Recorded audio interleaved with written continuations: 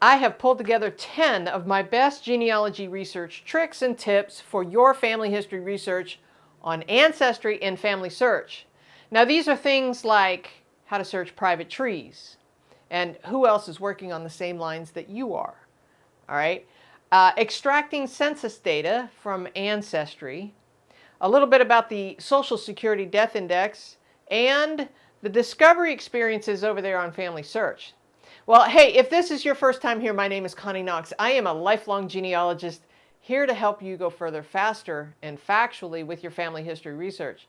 Now, these are not just my favorite tips, but I have researched the analytics from previous videos to see what you, the viewers, like the most. I chose 10 of those favorites and pulled the top segments from each of those videos and compiled them here. In fact, I had so much material that I had to break it up into 2 episodes. So here in part 1, you're getting the first 5 of those genealogy research tips. Really, it's kind of the best of the genealogy episodes in 2 parts, okay? So I will do the same in part 2. I will give you the second half of these videos. All right, before each segment, just kind of to keep things rolling along, I'm going to show you each of the episode's thumbnail so you'll know what programs these came from, okay? Now, to see the entire episode, I will have links in the show notes below the video in the description box on the YouTube channel. I will also put a flag in the upper, I don't know, one of these corners so that you can click on it and go straight to the episode if you want. All right, there is a handout with step-by-step instructions for these specific tips. We'll talk more about that at the end of the show as how you can get the handouts. All right, let's get started.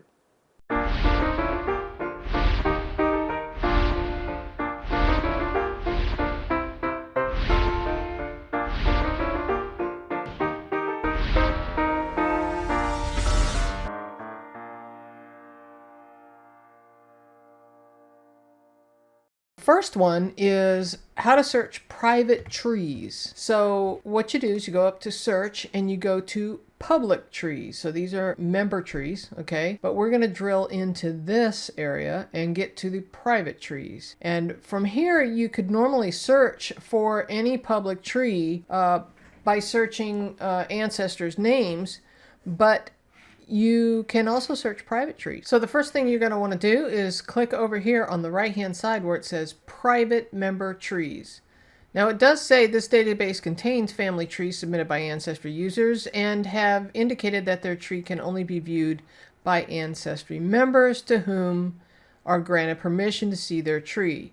So we're going to jump over there. So here we are. Now you can search for your ancestors over here in this search box, and you could get a result if somebody has a private tree with that ancestor in it. So let's take a look. So the first thing you want to do is you want to type in the name of your ancestor, and many of you know I've been researching this one particular ancestor a lot, so I'm going to use him as an example, and his name was Henry Gustav, and there he is popping up with the big heart that I used for an emoji. And once it populates with the information from my tree. Now you got to remember, you got to be on the right tree to do this if you are using the autofill. And then I hit search. So here we're looking at a list of all private member trees for this ancestor of mine. And if I scroll down, I have a lot of trees that I can choose from. And if I want to contact the owner of the tree, see, now these are other people within the tree that it's not specific to Gustav Henley, but here's one here. I can contact the tree owner and send them a note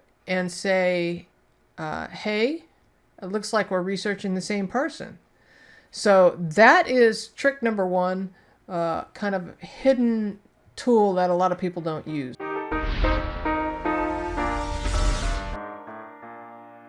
Who has saved your records and images? And how you would get to that is if we go to the gallery, this is my great-grandfather, and I have a lot of records and things that I have collected here, but we're going to look at this wonderful image. This is a sweet image of my great-grandparents on their 50th wedding anniversary, and one of the things that you can do when you're reviewing your documents is take a look at who saved your images. And all you have to do is click over these little images right here, these little circles, and click on them, and you can see who saved that image and their family tree. You can drill straight to their family tree as long as it's public and go see what they have, because it might be that you can get together and you can collaborate with those other researchers about your family history. Additionally, what you can do is click into the name of the person and jump over there and message them straight from here. And one of the things that I like to do always when I'm getting ready to think about messaging somebody is I take a look at when they joined and when they last signed on. Kind of gives me an indication of whether I'll get a response. If they haven't signed on in a long time, they're probably not as interested, or they're not around anymore. They may have passed away. But if I get a response from them through Ancestry, then, you know, we can collaborate on what we're working on with this family.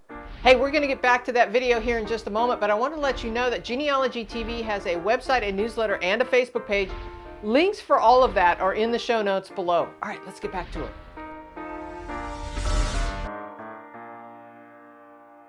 I love this trick. You're going to love this. So Rebecca probably conceived Henry in 1861 because he was born in January of 1862. So looking at the 1860 census, here we find Rebecca Henley. What we're going to do is we're going to take a look at this. Remember, we're on image 8. You want to always try and take a look at what image you're on so you can get back there easily. Now we're going to come over to this little people icon.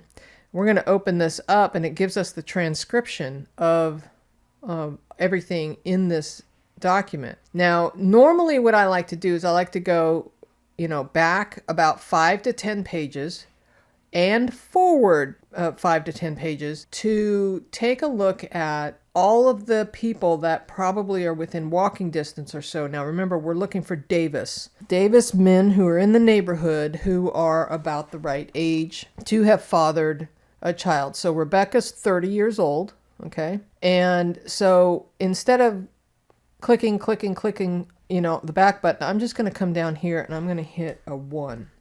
Now I'm back on image number 1. I'm going to start here. And instead of reading through every name on here, I'm just going to extract all this data from this section down here. So I click in here. It doesn't matter where I click. It really doesn't matter. And I'm going to go Control A to highlight everything. That's basically capturing all. And then I'm going to Control C. Now, if you're on a Mac, that would be a Command C. So then I'm going to go over to my Excel spreadsheet and I'm going to paste it. Now, I'm pretty sure, I've never tried it on Google Sheets, but I'm pretty sure you could do the same or similar function on Google Sheets. So instead of just right-clicking or going up to Edit and Paste, instead of just pasting one of these, I'm going to paste as special. And this is the trick that I got from one of our viewers, which is awesome. So I'm sharing that with you. The trick is to paste special and then paste it as text. And watch what happens. Bada bing. Now, I forgot to insert a column right here. And if you do that, I do want to insert a column here, and there's a reason for that. I can highlight the column from the A all the way at the top. Not this cell, but all the way at the top, and I can right-click and I can say Insert. And the reason I want to do that is because I want to put an image down, an image number here. So I don't need all of this extra information. So what I'm going to do is I'm going to click on this number 1, which highlights the whole column. But instead of just 1, I'm going to highlight, I'm clicking and dragging. And now I've got all of those rows highlighted. I'm going to let go. And I'm going to right click.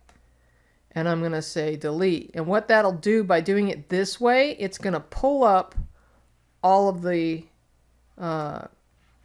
fields. So we're on row number 1. If I had highlighted everything and hit delete as a cell, it would leave this big gaping hole there. So now I'm going to type the word image. Because all of this information came from image number 1, I'm going to type a 1 here. And if I go back over that cell where this little tiny handle is on the side, when I see the little plus symbol come up, that means I can grab that handle and I can drag it down. And I'm going to drag it down for the length of all of these lines that we copied from image number 1. Now, as I go down here, I don't need the word close, so I'm going to delete that out of it. Now, let's go back over to our census record, and we're going to go to the next page. And I'm going to use the right-hand button here. Now, I've still got everything highlighted, which is kind of convenient, but if you forget, you can always highlight everything again. So I'm going over to page 2 and everything here is highlighted. So all I have to do is go Control C to copy. Now I'm going to go back over to the Excel spreadsheet. So what I'm going to do is I'm going to right click and I'm going to say paste special. And I keep forgetting to do this because I keep wanting to just paste the regular way. So I say okay. And now I've got all this stuff again that I don't need. And I'm going to just... If you grab a cell, see where it says 2, if you get a double-headed arrow, you can just drag that whole cell down here. And now I'm going to get rid of all of these that I don't need. I'm going to right-click and I'm going to say delete, and it pulls it up. Now, I don't need all this header information again because I already have it up here. So I'm going to get rid of that as well. I'm going to say delete.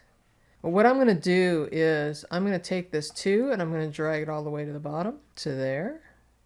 And now I'm going to get rid of that little close. I don't need that. That's a holdover from all the stuff that we copied over. So now you can see this is image 1 and image 2.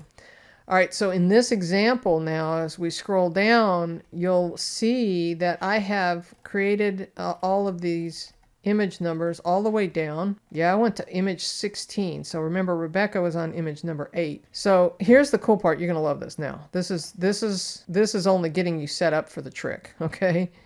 So now what we're going to do is we're going to take these headers right here and we're going to create some filters. Now I'm going to go back to the Home tab because the filter is on the Home tab.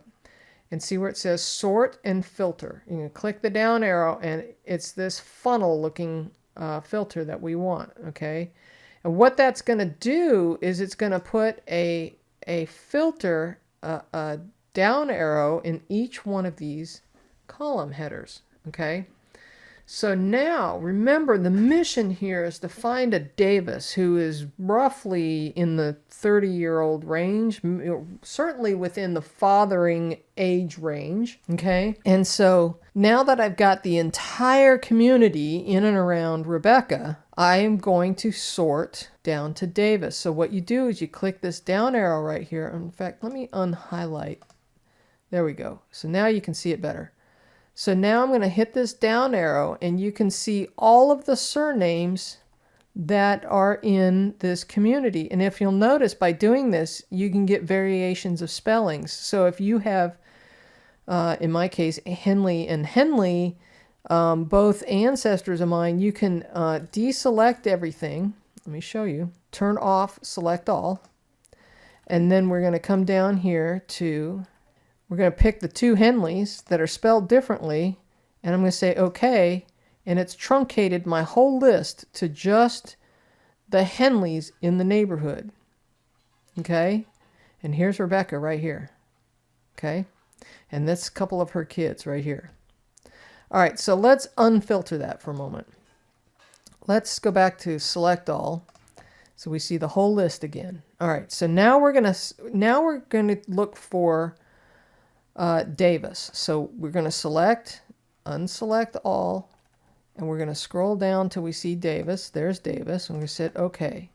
So now I have every Davis in the community. But if you'll notice, there are some women in here as well. I don't need any women in here. So what I'm going to do is I'm going to come over to the gender field, and I'm going to select only men and hit go.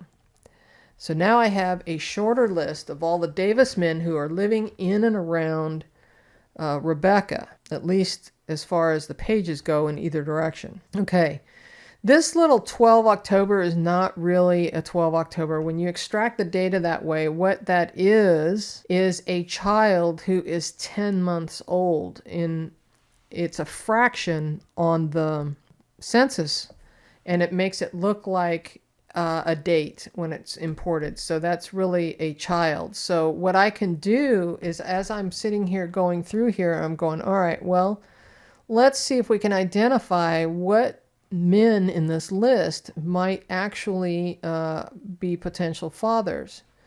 Now, there are 3 Davises living really close to Rebecca, but one of them is 75 years old. So I'm going to highlight this guy, say, not likely. So I'm going to take a color and I'm just going to gray him out. I can still see him there, but I'm graying him out because he's not likely. Now we have a 16-year-old. Well, maybe, you know, I don't know how likely that is, but there's a 16-year-old. I'll give it a yellow. Okay, now I've got it down to a short list. I'm going to say that Joshua is, if I'm going to sit here, let me put it this way. If I'm going to do the research to study people, I'm going to start with the most likely candidates. So I'm going to say Joshua is a likely candidate, and I'm going to say Exum is a likely candidate. So here we have the Social Security Applications and Claims Index, 1936 to 2007, and the Social Security Death Index, 1935 to 2014. So the Social Security Death Index was actually established in 1962. So as you can see, some of the records go back to as early as 1936 in one case, and 1935 in another. It really wasn't established until 1962. The difference between the 2 sets of records is this is one that was established first, the Social Security Death Index. Later on, the Social Security Applications and Claims Index came along. It kind of takes off where the other leaves off. So it has more information. It has information specifically about their full name, social security number, the date and place of birth, citizenship information, the sex, the father's name, the mother's maiden name, and sometimes race and ethnic description. So this other set of records is really a good set of records to also be looking at. Now, in my case, when I am looking at my great-grandmother here, Frances, we're going to do some research on her, and I'm going to show you how we do that on Ancestry. But take note that she was born in 1880 in Denmark, and she died in 1972. That's really all we need to do this research, other than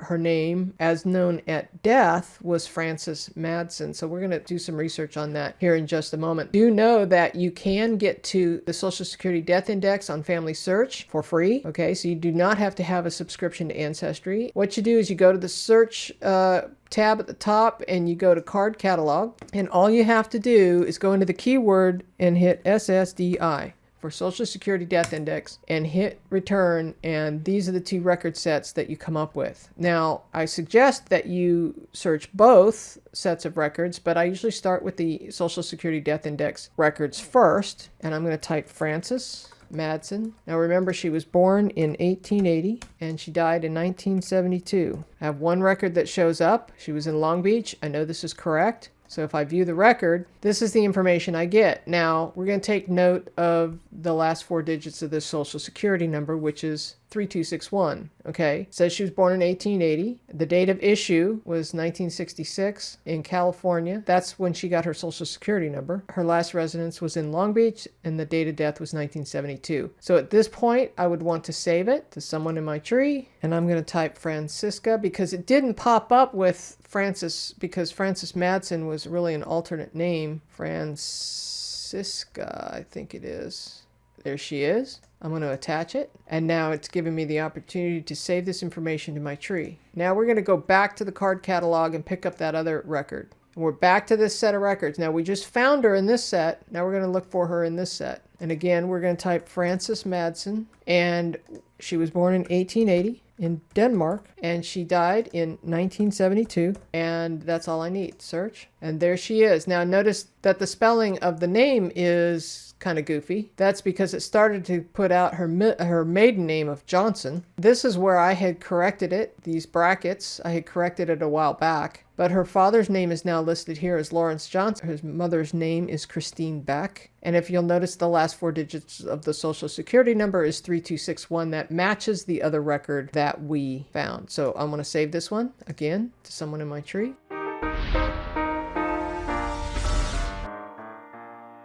Have you seen the new discovery experiences on our site? A little bit. Yeah, so many fun discovery experiences that are great for beginners. If you are not sure where to get started, this is great. So you just go to FamilySearch.org/discovery, and there are all these really fun activities here. So let's see, there's so many to choose from. So let's look at All About Me. So this is a fun one. So if you go to All About Me, this is similar to what you find in our Discovery Centers. So you may have gone to the Discovery Center in the Family History Library. And this is similar, so you can access this anywhere in the world on our website. You don't always have to go to the Discovery Center to do that. So this tells me the meaning of my name, different things that happened the year I was born, and you can switch this out and view this for a different ancestor. Oh man, I got an idea about that. Yeah. Well, so one of the things I like to tell people is when they're writing their family history and they're writing about grandpa, or even getting ready to interview grandpa, if you go and look up what was happening in their lifetime during maybe the time they were a young, like grandpa was a young man, he's like 22, or something. If you go look and find out what was going on in the world during that time, then you can ask them, hey, where were you when Kennedy was shot? Or do you remember XYZ event? Those kind of things, because it really adds some great color to the family history story. It does. It really does. It's fun to know not just the names and dates, but like who they are, what they experienced during their lifetime. Makes it more personal. Yeah, so you can choose different years. I can do this for other ancestors. So I can look at my great-grandmother and see the same information. Gosh, top news stories. I love it. I have to get and play around. I haven't been in here much. So fun. This is just one of the many fun discoveries that you can have on our site. It's a great experience. Well, you made it through the first 5. Tell me, what was your favorite tip? Put it in the comment sections below. Now, I have put together 10 in all, and in part 2, we're going to talk about the second 5, okay? And that's going to be things about the floating trees on Ancestry, fixing mistakes on Ancestry, using 2 computer screens, and a little bit about the genealogy workflow, grouping your DNA matches, and finding records on FamilySearch. All right, hey, if this is your first time here, make sure you subscribe and ring the bell so that you get notified each time I upload a video, and you'll get notification of the second part. Make sure your notifications are turned on. Now, as a reminder, links for these full episodes are in the show notes below this video. All right, stick around for more information about how you can get the handouts. But until next time, keep on climbing your family tree. There are 3 ways you can get the handouts. Now, the first way is to join the channel membership here at the Information Access Level channel membership on the YouTube channel, and then go to the Community tab and you'll find the posts that have the handout links in there. All you have to do is follow the link and download the handouts. Okay, now the second way is over at Patreon. Now, at Patreon, if you're at the Happy Dance level or higher, you can get the handouts. Those come directly to you in an email every time we announce the new video that has a handout with it. You'll also get early release with that membership. All right, and then the third way is just to go over to genealogytv.org and click on the Handouts tab, and you can find all the handouts there for individual purchase. So I hope that was helpful. The handouts really do support the channel, and for that, I thank you.